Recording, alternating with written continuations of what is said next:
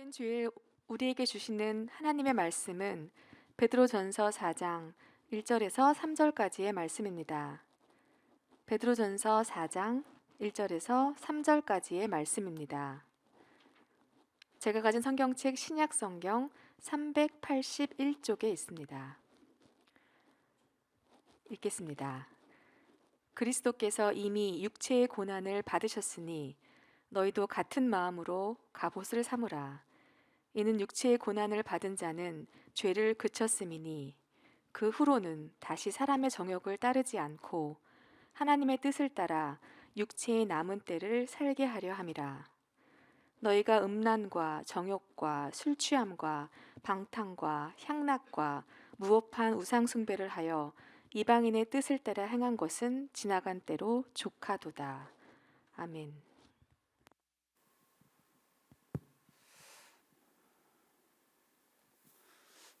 어제 저녁에 설교 말씀을 정리를 하고 이렇게 보고 있는데 저희 동기한테 전화가 왔어요. 웬만하면 토요일 날 목회자들이 잘 전화를 안 하는데 전화가 왔어요. 그러면서 이렇게 묻더라고요. 그래, 이번 주는 또 뭘 포기하면 되냐? 말해봐. 그랬어 내가 막 웃으면서 이제 포기 안 해도 돼. 그랬더니 왜 나를 포기하라고 그러지? 그래서 말씀의 제목 함께합니다. 자신의 권리를 포기해야 합니다. 네,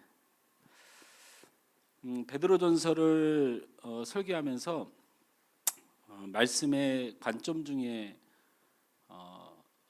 제가 베드로 사도였다면 하지 않았을 것 같은 모습이 좀 있어서 생각해 보게 됐습니다.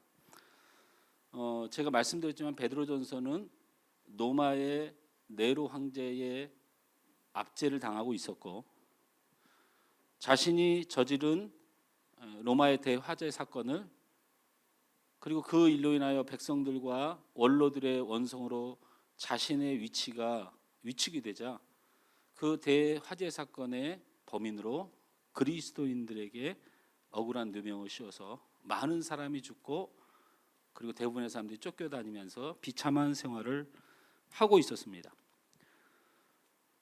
그런데 베드로 사도의 말씀이 사실은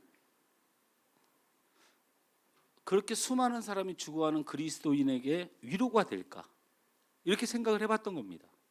이게 정말 위로가 될까? 나라에 순종해라?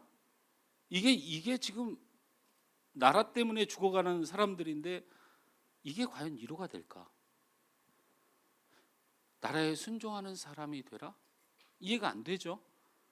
또 지금 남편을 잃는 여인들이 부지기수로 많은 때고 자식을 잃고 사자의 밥으로 던져지고 이런 고통을 받아서 지금 그 고통 중에 있는 사람들에게 위로와 큰 감동을 줘야 되는 베드로전서인데 사실은 그 임팩트가 너무 약하다는 생각을 해봤습니다. 왜냐하면 기독교 역사상 가장 큰 고통의 때였기 때문에 베드로 사도의 성정을 감안한다면 흥분해서 공감하면서 내가 저놈들 가만 안 두겠어? 여러분 아무 잘못 없어. 뭔가 이런 모습을 기대했는데 성경에 기록된 베드로 사도의 하나님의 말씀은 이상하게 그렇지 않아요. 남편에게 순종하는 사람이 되라. 아내에게 순종하는 사람이 되라. 왜 자꾸 사람 타령이냐는 거죠. 그래서 고난에 관련되거나 아니면 그 고난을 이겨낼 수 있는 위로와 구구절절 감동이 돼야 되는데 이거는 가정의 달에 설교를 해야 될 본문으로 이 베드로전서가 제일 많이 쓰여요. 이게 환난에 대한 이야기고 핍박에 관한 이야기고 수많은 사람의 순교의 피가 묻은 말씀인데 이 말씀이 대부분 가정의 달에 쓰인다고요. 하나님은 왜 베드로전서를 통해서 이 고난의 때에 살아갈 해결책이 아닌 사람에 대한 이야기로 가득 채울까? 순종하는 사람이 되라. 남편을 사랑하는 사람이 되라. 아내를 사랑하는 사람이 되라. 말씀은 우리의 욕구대로 받는 것이 아니고 기록된 하나님의 말씀의 의도를 파악하는 것이 하나의 말씀입니다.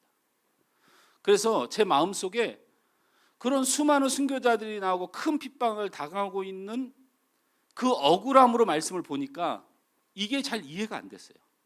그래서 제 마음을 내려놓고 하나님의 관점에서 말씀을 다시 보니까 이런 얘기입니다. 하나님은 사람을 중요하게 생각한다. 따라서 합니다. 하나님은 사람을 중요하게 생각하더라. 고난의 때에도 사람이 중요하고 환난의 때에도 사람이 중요하고 이런 대핍박 가운데서도 바로 너희가 가장 중요하다는 거예요. 저는 늘 입버릇처럼 왜 자기 가정, 자기 식구들, 자기 아내만, 자기 아이들만 사랑하는 사람들을 그런 남편을 뭐라고 하죠? 예? 팔불출이라고 하죠. 저도 우리 교회 성도들을 향해서 저도 팔불출이에요. 저는 여러분이 늘 자랑스럽고 한 사람 한 사람이 너무 소중합니다. 여러분 한 사람 한 사람은 기둥 같은 분들이고 또한 우리 하나님께도 참으로 중요한 사람들입니다. 제 감정적으로 그렇게 사랑해서 여러분이 그렇게 소중하다고 말하기 전에 하나님의 말씀은 여러분이 얼마나 소중한지를 말합니다. 여러분은 택하신 족속입니다. 택하신 족속이란 말은 하나님이 사랑하시고 하나님을 위하여 존재하는 자들이란 뜻입니다. 바로 여러분이 그러한 분들입니다.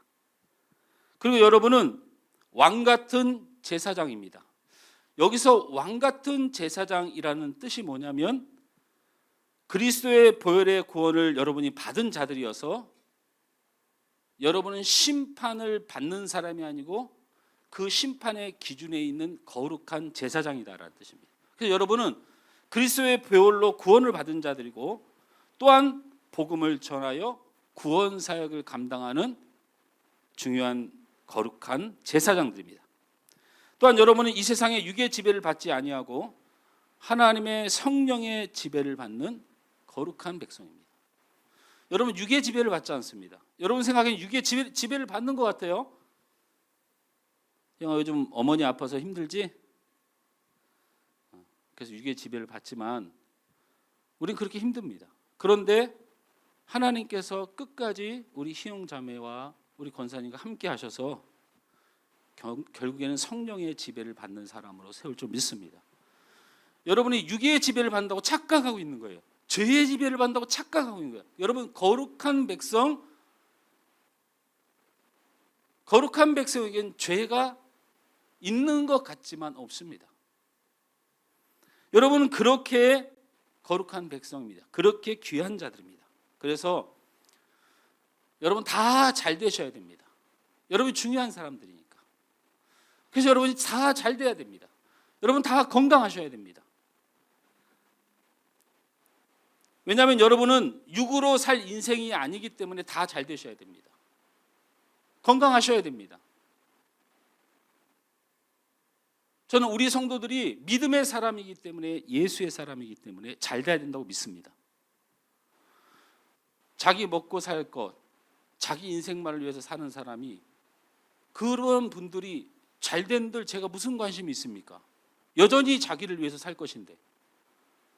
그러나 여러분은 그리스도의 소중한 사람들입니다. 그리스도의 편지입니다. 그리스도의 향기입니다. 하나님의 거룩한 백성들입니다. 그러니 여러분은 잘 되셔야 됩니다. 여러분이 있어서 하나님을 찬양하는 예배가 있습니다. 예배가 있습니다. 여러분 이 정부가 다 없앴습니다. 모임도 없앴습니다. 기도해도 못합니다. 아무것도 할 수가 없습니다. 다 풀어줘도 교회는 풀어주지 않습니다. 그러나 딱 한 가지 이 정부가 못 막는 게 있습니다. 그것은 바로 예배입니다. 예배는 막을 수가 없습니다.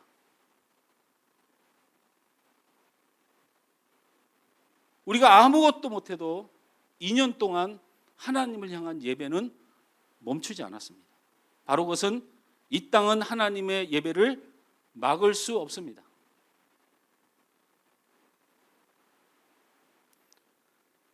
여러분이 교회의 발길을 옮기는 그 순간이 많은 이들을 살리는 순간입니다.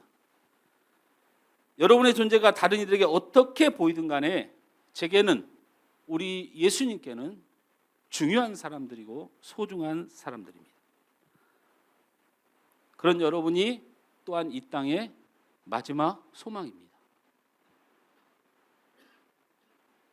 저에게도 여러분이 소망이고, 우리 교회에도 여러분이 소망이고, 우리 하나님께도 여러분이 소망입니다. 여러분, 우리를 사랑하신 하나님을 생각해 보십시오.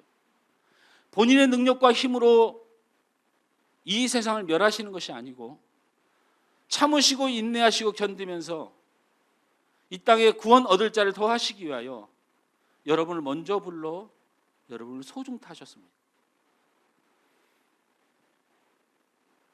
그래서 여러분의 인생은 참으로 가치 있는 인생입니다. 성경에 인생이라는 단어, 시간이라는 단어가 두 가지로 쓰입니다.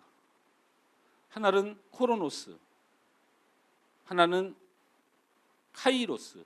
이 두 가지로 사용이 됩니다. 코로노스는 무엇을 말하냐면 하루 24시간, 1년 365일, 이런 시간의 양의 개념을 말할 때 코로노스라는 단어를 씁니다. 근데 카이로스는 어떤 뜻이냐면 좀 죄송하지만 이런 뜻입니다. 건강한 사람에게 1시간은 별로 의미가 없습니다. 근데 임종을 앞둔 사람에게 1시간은 그 1시간의 의미가 다릅니다. 그렇죠? 바로 이럴 때 카이로스라는 단어를 씁니다. 저는 우리 사랑하는 성도들이 코로노스의 인생을 살지 말기 바랍니다. 무엇이냐면 시간의 양만 채우면서 사는 거예요. 여러분 그냥 인생을 여러분 그냥 흘러가는 대로 시간의 양을 채우면서 먹고 마시고 싸고 그러고 살고 있어요. 지극히 동물들과 다를 것 없는 인생에 만족하며 살아요.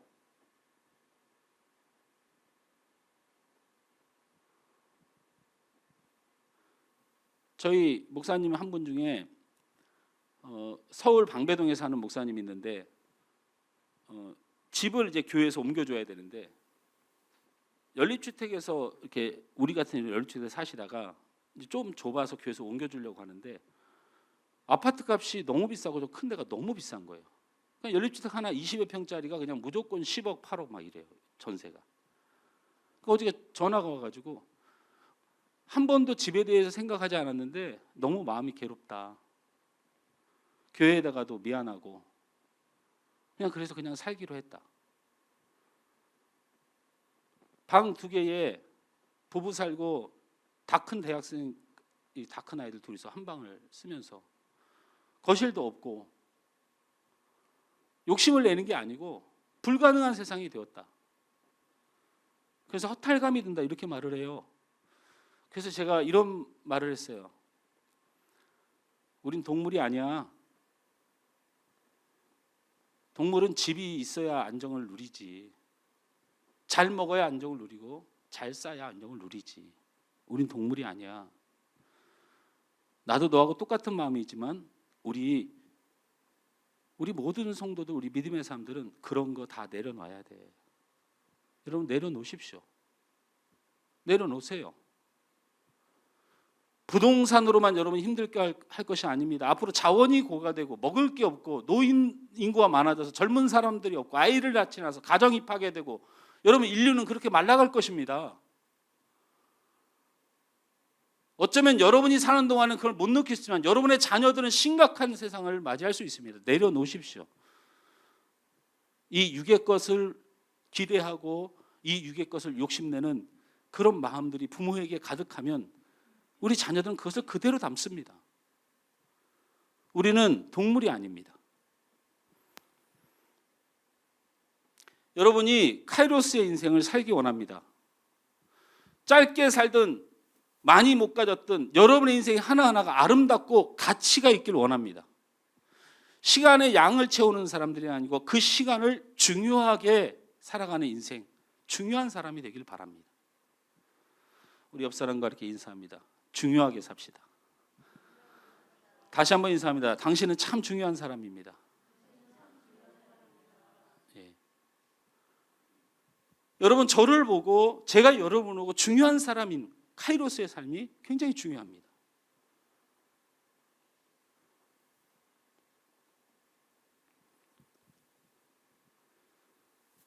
우리 자신의 권리를 내려놓는 일, 그러면 우리 안에 무엇으로 채워야 할까? 첫 번째로는 자신의 권리를 내려놓는 삶은 예수의 사랑과 용서로 채워야 됩니다. 할렐루야. 예수의 사랑과 용서로 내 마음을 채워야 합니다. 그것이 자신의 권리를 포기하는 참된 그리스도인입니다. 우리 1절 말씀을 다 같이 한번 읽습니다. 함께 읽습니다. 그리스도께서 이미 육체의 고난을 받으셨으니 너희도 같은 마음으로 갑옷을 삼으라. 이는 육체의 고난을 받는 자는 죄를 그쳤습니다. 말씀을 그대로 띄워놓으면, 저 말씀 중간에 보면 너희도 같은 마음으로 갑옷을 삼으라 했습니다. 우리 마음에 가져야 될 마음이 같은 것이 하나 있다는 거예요. 우리 마음 속에 가져야 될 마음이 있는데, 하나님의 사람 그리스도인이 가져야 될 마음이 있는데, 그 마음이 무엇과 같아야 되냐면, 앞에 다시 읽습니다. 그리스도께서 이미 육체의 고난을 받으셨으니 너희도 같은 마음으로 갑옷을 삼으라. 우리가 가져야 할 마음의 갑옷, 너희도 같은 마음, 누구와 같은 마음일까요? 바로 예수 그리스도의 십자가를 지시고 육체의 고난을 당한 마음입니다. 무슨 마음이라고요? 예수의 마음이라고 해서 그냥 예수의 마음이 뭔지도 모르고 그렇게 받아들이지 마시고, 예수의 마음이란 무엇이냐? 우리를 위하여 십자가를 지시고 고난을 당하신 마음. 예수님이 왜 십자가를 졌고 왜 고난을 당했는가? 그 예수의 마음에는 무엇이 있었는가? 이 마음을 우리 마음에 품어야 한다는 것입니다. 빌립보서 2장 5절에서 8절 말씀을 여러분 잘 알고 있습니다. 함께 읽습니다. 너희 안에 이 마음을 품으라. 곧 그리스도 예수의 마음이니 그는 근본 하나님의 본체시나 하나님과 동등됨을 취할 것으로 여기지 아니하시고 오히려 자기를 비워 종의 형체를 가지사 사람들과 같이 되셨고 사람의 모양으로 나타나사 자기를 낮추시고 죽기까지 복종하셨으니 곧 십자가에 죽으심이라. 예수의 마음이 이겁니다. 하나님을 포기하셨습니다. 예수님이 하나님을 포기하셨습니다. 그런데 우리의 권리와 우리의 욕심을 포기하지 않습니까?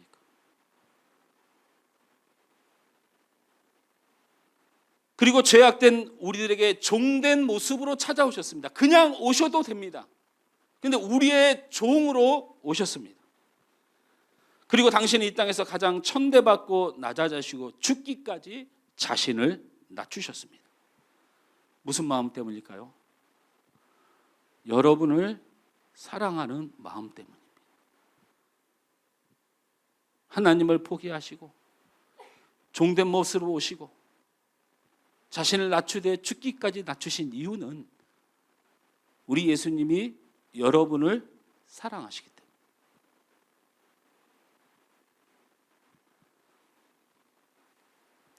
그 존귀하신 하나님이신 예수님께서 왜 십자가에 죽으셨을까요? 우리의 추악한 죄를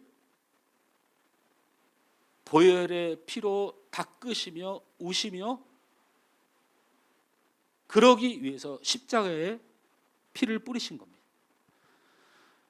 마치 출애굽하던 이스라엘 백성을 향하여 어린 양의 피를 좌우 문지방과 위아래 문설주에 좌우 문설주와 위아래 문지방에 바르라고 하신 것처럼 그 보혈로 문지방을 바르듯이 우리 예수님이 자신의 보혈의 피를 쏟아 죄 많고 더러운 우리의 심령을 깨끗이 씻어내신 그 사건이 십자가에 죽으신 사건. 왜 그러셨을까요? 여러분의 죄를 용서하시기 위해서 그렇습니다. 여러분의 죄를 용서하시기 위해서 그렇습니다.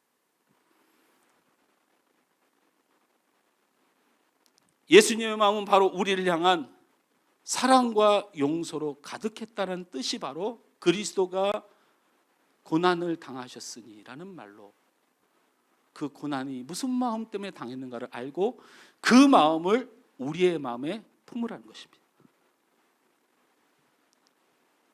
오늘 성경은 그리스도의 존귀한 사람들은 자신의 권리를 포기하고 자신의 마음속에 예수님이 품었던 사랑과 용서로 채워야 한다는 것입니다. 제가 여기 있는 가장 중요한 이유는 여러분의 사랑과 용서입니다. 제가 여기 있는 가장 중요한 이유입니다. 우리 문장로님이 방송을 보시고 있을지 모르지만 우리 문장로님이 저와 10여 년간을 장로로서 목회자로서 둘이서 교회를 운영한다고 했지만 우리 장로님께서 저를 용서하시고 사랑해 주셨습니다. 우리 성도들이 그랬습니다. 그래서 제가 여기 있습니다. 교회가 사랑과 용서가 없으면 그것은 교회가 절대로 아닙니다. 사랑과 용서를 하지 못할 사람은 저희 교회를 떠나 주십시오. 사랑과 용서가 있어야 교회입니다. 여러분에게 사랑과 용서가 없다면, 그리스도의 마음이 없다면 바로 여러분의 옆에 있는 사람은 절대로 살 수 없습니다. 사랑과 용서가 없이 그 옆에 사람이 존재할 수 없습니다. 우리 옆 사람에게 약속합시다. 사랑하며 용서하겠습니다. 다시 한번 합니다. 옆 사람에게 사랑하며 용서하겠습니다. 여경자매 너무 오버하면 유 집사님 큰 죄인 같잖아. 그렇게 그냥 그런 거는 알게 모르게 살짝 해야지. 내가 당신 사랑하고 용서해. 너 그런 줄 알아. 우리 사모가 우리 서북 지역 그 노예 연합회 수련회 기도회를 갔는데 가는 도중에 제가 뭐 하다가 어허이 참나 그 참나 2시간에 가면 뭐라고 하면 내가 이렇게 얘기하면 갑자기 창문을 쳐다보고 이렇게 말합니다. 하나님 주신 온유한 심령과 온전한 인기를 파괴하는 사람이 있는데 한 주간 동안 죽겠습니다. 아주 그냥 아주 죽겠습니다. 그게 너무 과하게 그렇게 하면 안 됩니다. 그런데 분명한 것은 바로 여러분 옆에 있는 사람이 바로 여러분의 사랑과 용서로 사는 겁니다. 그거 모르십니까? 우리가 사랑이 없다면 이 땅에는 소망도 없습니다. 더 중요한 것은 우리가 사랑이 없으면 우리는 절대로 하나님을 사랑할 수 없습니다. 여러분이 하나님을 사랑한다고 착각하는 것이지 하나님이 그 사랑을 받아준 적이 없습니다. 성경은 너무 많은 곳에 형제를 미워하는 것이 살인하는 것이고 형제를 사랑하지 못하는 것이 하나님이 당신들을 사랑하지 않는 중요한 이유라고 말씀하고 있습니다. 우리가 지긋지긋하게 안 되는 게 사랑하는 것입니다. 진짜 이거 지긋지긋하게 안 됩니다. 한번 미운 털이 박힌 사람은 죽어도 사랑이 안 돼요. 참 힘듭니다. 피를 깎아내야 돼요. 토해내야 돼요. 세상 사람들은요 안 보면 끝나라서 정말 편하게 삽니다. 예수 믿는 사람들은 그렇게 못 살아요. 사람 밉다고 하나님 떠날 수 있습니까? 사람 밉다고 교회 떠날 수 있습니까? 사람 밉다고 믿음 포기할 수 있습니까? 사람 밉다고 예배 포기할 수 있습니까? 안 됩니다. 그러니까 신음신음하게 지긋지긋하게 사랑하지 못해가지고 참 인간의 힘으로 안 되는 것이 사랑입니다. 원수는 사랑할 수 없습니다. 우리 부모님한테 조그만 해코지라도 그거 인간으로 안 보이는데 나에게 원수가 어떻게 사랑되어지겠습니까?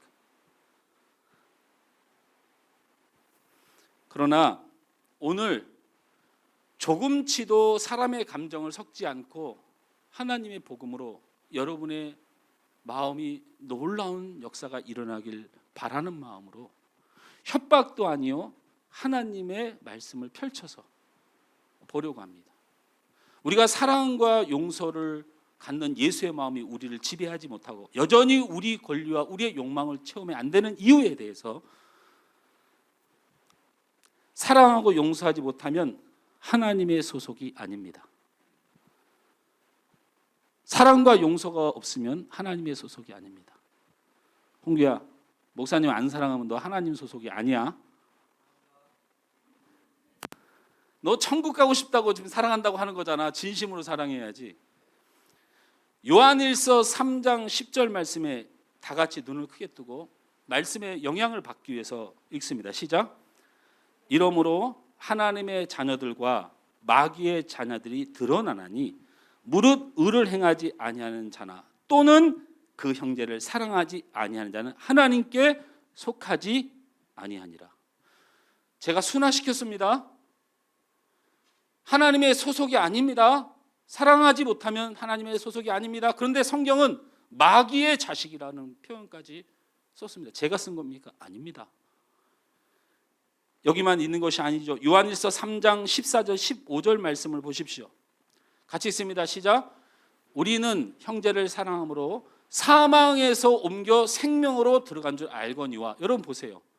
여러분 구원받았다고 하고 천국 간다고 하는데 그 예수 믿는 단어로 기록되지 않고 우리는 형제를 사랑함으로 사망에서 생명으로 들어간 줄 알거니와. 계속 있습니다. 사랑하지 아니하는 자는 사망에 머물러 있느니라. 그 형제를 미워하는 자마다 살인하는 자니 살인하는 자마다 영생이 그 속에 거하지 아니할 것을 너희가 아는 바라.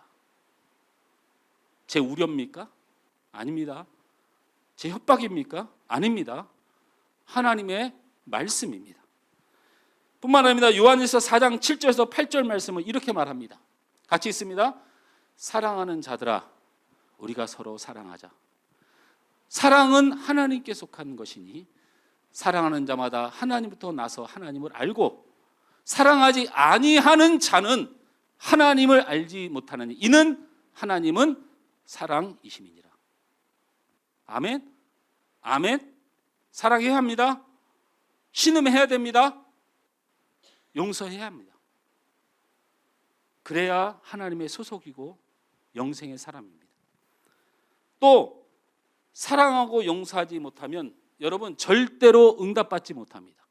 여러분 사랑하지 못하고 용서하지 못할 때 신음이라도 좀 하셔야 됩니다. 꼭 하셔야 됩니다. 그 사람을 떠나보내거나 그 사람을 밀어내거나 그 사람을 사망에 이르는 사람으로 취급해버리면 여러분 응답받지 못합니다. 여러분이 일반적인 은혜는 받을 수 있지만 하나님의 특별한 은혜는 불가능합니다. 미워함이고 사랑하지 못하면 가슴이 답답하고 사랑하기까지는 안 되지만 그것이 너무 마음에 걸려서 신앙생활이 고통스러워야 됩니다. 사랑하고 용서하지 못하면 여러분의 구하는 바는 절대 받지 못합니다. 요한일서 3장 22절에서 23절 말씀을 확인해 보겠습니다. 시작. 무엇이든지 구하는 바를 그에게서 받나니 이는 우리가 그의 계명을 지키고 그 앞에서 기뻐하는 것을 행함이라. 그의 계명은 이것이니 곧 아들 예수 그리스도의 이름을 믿고 그가 우리에게 주신 계명대로 서로 사랑할 것이니라. 어떻습니까? 어떻습니까? 예수 믿는 것으로만 응답 못 받습니다. 그의 계명은 이것이니 서로 사랑하는 것이니라.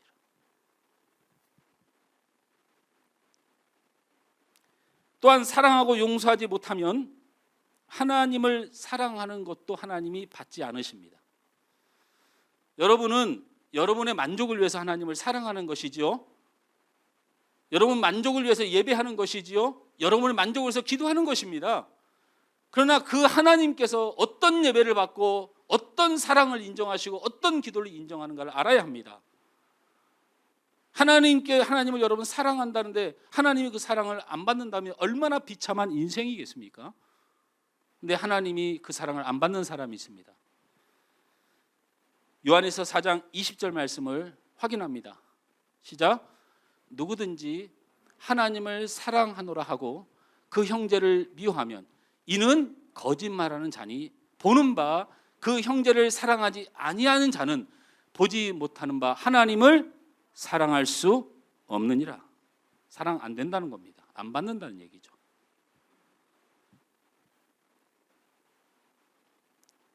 지금 내가 사랑하지 못함이 낙심이 되라고 드리는 말씀이 아닙니다. 무슨 놈의 설교가 정죄 설교가 있겠습니까? 아닙니다. 아닙니다. 오늘 말씀을 받았으니 붙들고 기도하고 신음하여 성령의 역사로 여러분 거룩한 백성이 되시길 주님으로 축원합니다. 중요한 그리스도의 사람으로 쓰임 받으려면 사랑과 용서를 꼭 마음에 두셔야 됩니다. 또한 두 번째로 자신의 권리를 포기한 참된 그리스도인은 항상 하나님의 뜻을 먼저 이루시길 바랍니다. 할렐루야. 하나님의 뜻을 꼭 먼저 이루십시오. 부탁합니다. 이게 무슨 말이냐면 우리가 인정해야 되는 것이 하나가 있습니다. 우리가 하나님의 뜻을 다 알고 어떻게 해야 되는지도 다 아는데 그게 우리 마음대로 끝까지 가지를 못해요. 그리스도의 마음을 가졌지만 시간이 흐르고 마음이 흐트러지기도 하고 그리스도의 마음이 아닌 옛사람의 마음으로 돌아가는 경험들을 늘 했을 것입니다. 사랑해야 되는 줄 알고 용서해야 되는 줄 알아요. 근데 그것이 잘 안 되는 것이죠.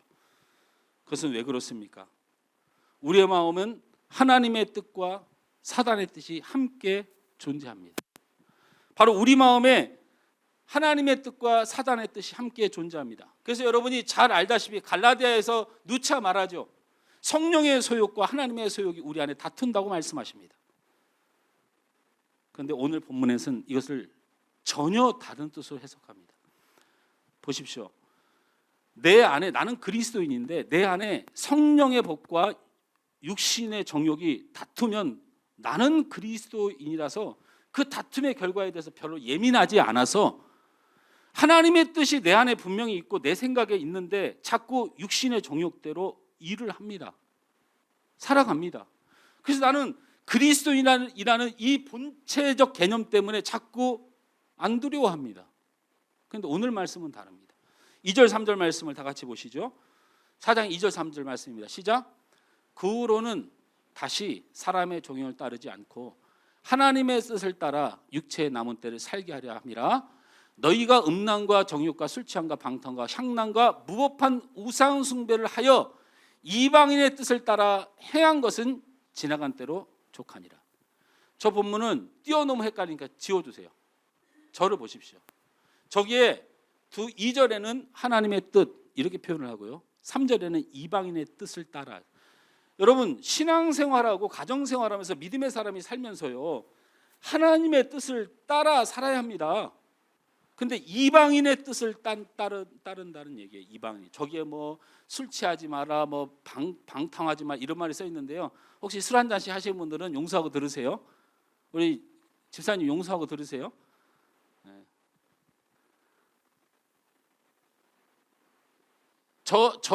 뭐 방탕하지 말고 뭐 술 취하지 말고 이거 그 글자를 놓고 성경에 보니까 여기 술 취하지 말라고 그랬고 방탕하지 말라고 그랬고 그렇게 여기시면 그게 성령의 은혜인데요. 그냥 저거는 한마디로 말하면 네가 하고 싶은 대로 살지 말으라 그 말이에요. 보세요. 예배팀이 연습합니다. 하나님의 뜻을 이루기 위해서는 필요한 것이 있죠. 사랑하고 이해하고 용서하고 여러 가지 내용이 많죠. 그렇죠. 자, 그런데 그렇게 살아야 될 우리 그리스도의 사람들이 우리 마음에 뭐가 들어옵니까? 이방인의 뜻이 딱 들어와요. 이방인의 뜻은 하나님하고는 전혀 상관없고 내 마음과 상관이 있어요. 내 화가 나는 거, 내가 불만인 거, 내가 기분 나쁜 거 그걸로 지배하죠. 제가 찬양팀을 비하해서 하는 말이 아니고요. 우리 교회는 그냥 성도 절반이 찬양팀이라 그렇게 말하는 거예요. 여러분 성도들이 신앙생활하면서 살아가면서 그런 식으로 살아요. 하나님의 뜻이 있는데 이방인들, 다시 말하면 하나님 신경 쓰고 그냥 자기 마음대로 해요. 자녀를 향해서도, 회사 생활을 하면서도, 사람들 만나면서도. 여러분의 위치를 보십시오. 여러분이 놓여 있는 상황을 보십시오. 여러분 만족하기 어려우시죠? 그리고 내가 잘하고 있는지도 모르겠죠. 우리는 그런 혼돈된 인생에서 우리는 대부분 우리의 육체의 정욕을 따르게 됩니다.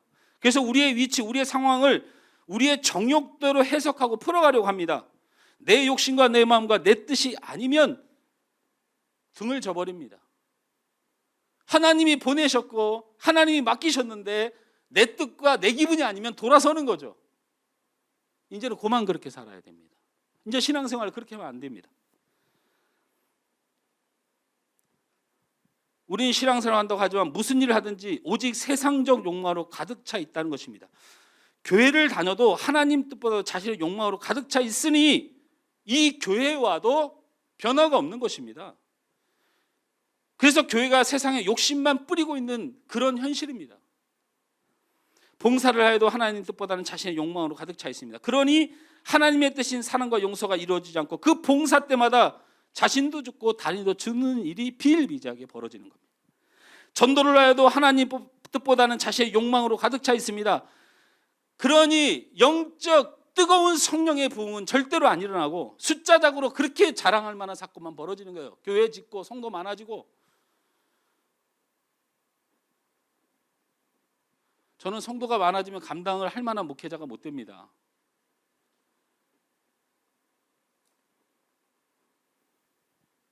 다 간절히 바라기는 지금 있는 우리 성도라도 하나님의 거룩한 백성으로 영적으로 은혜로 충만하시길 주님 축원합니다. 그래서 교회가 부흥이 됐다고 하는데 그 실체를 보면 세상적 히트가 있은 우월감, 이기적인 세상과 다를 것 없는 교회 세력만이 존재합니다. 교회 세력만이.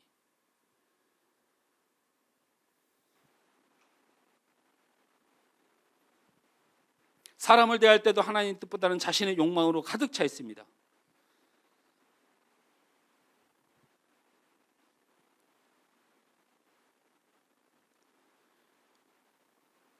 갈라디아서 5장 17절 말씀을 보면 이런 말씀을 하십니다. 함께 읽습니다. 시작. 육체의 소욕은 성령을 거스리고 성령은 육체를 거스르나니 이 둘이 서로 대적하므로 너희가 원하는 것을 하지 못하게 하라. 여러분 절대로 신앙생활, 교회생활, 믿음생활에서요 이 소욕이 부딪혔을 때 육체의 소욕을 향하여 등 돌리고 하나님의 뜻을 향하여 완전히 돌아서지 않는 이상 여러분 여태까지 실패했던 그것은 계속 반복될 때 절대로 여러분이 원하는 거 안 됩니다. 은혜롭길 원한다고요? 안 됩니다. 육체의 소욕이 있어서는. 상대를 하지 말아야 됩니다. 상대를 하지 말아야 됩니다. 당장 멈춰야 합니다. 당장 멈춰야 합니다. 그 지긋지긋하게 하나님을 대적하고 그 지긋지긋하게 하나님의 뜻을 안 따르는 내 육신을 언제까지 그냥 여러분의 자비로 버틸 거냐고. 그냥 여러분은 여러분의 자비로 버티는 거예요. 하나님 말씀을 대적하고 있는 것이고 하나님을 대적하고 있는 거라고. 그거. 당장 멈춰야 합니다. 제가 성경을 읽다가 도저히 이해가 안 되는 한 장면이 있는데 하나님께서 감동을 주셨어요. 뭐냐면 여러분 출애굽기 8장에 보면요. 이스라엘 백성들이 하나님께서 애굽에서 끌어내기 위해서 재앙을 내립니다. 10가지 재앙을. 아시죠? 그 두 번째 재앙에 신기한 게 나옵니다. 두 번째 재앙에 더럽고 지저분한 개구리가 온 나라를 접수해버려요. 강가, 하수, 부엌, 침대까지 다 뒤집어 쓰니까 애굽의 왕이 바로가 모세를 처음으로 불러요. 그래서 이렇게 말합니다. 내가 잘못했으니까 너희 보내줄 테니까 제발 이 개구리 좀 싹 없애달라고.